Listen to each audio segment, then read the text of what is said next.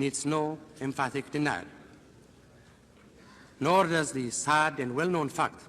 of the escalation of the brutal repression of the African masses by colonial racial regimes in Southern Africa require any detailed recitation on the part of my delegation. My government notes with profound regret that the continued stifling of the legitimate aspirations of the oppressed peoples of Southern Africa for freedom and dignity by those who hold their own selfish and misguided interests in surpassing importance has not caused sufficient moral indignation in the international community to compel it to act in concert, not only in the defense of the rights of the people of Southern Africa, but more importantly, in the supreme interest of the overriding principle that are enshrined in the Charter of the United Nations. It is the considered view of my delegation that it is this apparent neglect of the anguish and sufferings of the peoples of Southern Africa by the international community that has encouraged the colonialists to engage in unconscionable excesses in order to guarantee their position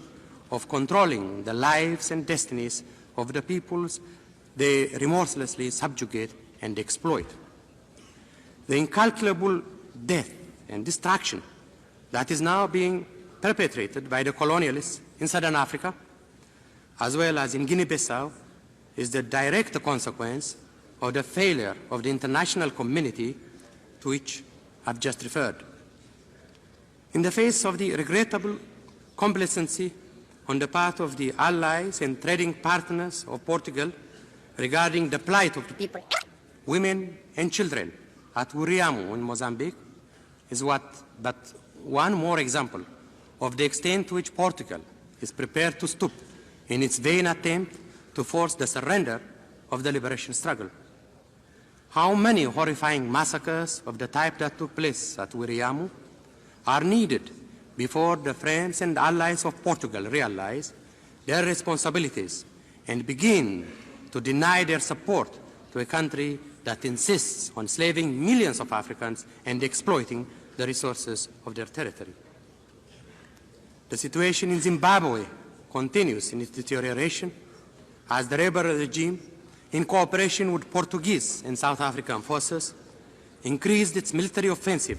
against the liberation struggle, thereby escalating tension in the colony. In an apparent attempt to emulate the policy of apartheid as practiced in South Africa, the rebel regime announced in Salisbury last March plans for the establishment of Bantustans, which it euphemistically called regional authorities, thus confirming our suspicions that the rebels are determined to impose apartheid on the African masses in Zimbabwe. In spite of such turn for the West, the urgent need for a practical reappraisal of the sanctions policy if the effort to restore legality in the territory is to be successful. The question of Namibia has remained deadlocked as the South African government continues to manipulate the opportunity provided by the decision of the Security Council that requested the Secretary General to initiate contacts with it.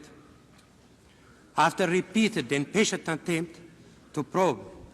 the South African intention with respect to the political future of Namibia, the Secretary General has, in his latest report, confirmed the failure of the South African government to provide an unambiguous response in regard to the question of granting the right of self-determination and independence for the people of Namibia envisaged under Resolution 323/1972. This South African equivocation comes to us as no surprise, since we had nurtured no illusion to begin with about its true designs and intentions with respect to Namibia. It is our belief that the United Nations must abandon forthwith any false hopes and consider the adoption of other means to extricate the Namibian people from the illegal colonial occupation of South Africa. The armed struggle now underway in southern Africa, as well as in Guinea-Bissau, between those who are in the legitimate pursuit of their freedom and dignity and those who insist on continuing their colonial and racial domination, has reached a new and dangerous level. As the liberation forces intensify their arms struggle to dislodge the oppressors, the colonialists, in unholy alliance among themselves, have stepped up their vicious and indiscriminate wars of oppression. We believe that the United Nations has a responsibility in assisting those who, by fighting for their right to self-determination and independence, are also fighting for the respect of the principles that are embodied in the Charter of the United Nations. Strengthened United Nations is a fact that no one can controvert. Let us therefore make this recognition our point of departure and resolve to rededicate ourselves not only to the letter but also to the spirit of the Charter of the United Nations, so that the world will be a secure and better place to live in for the present as well as future generations of mankind. I thank you, Mr. President.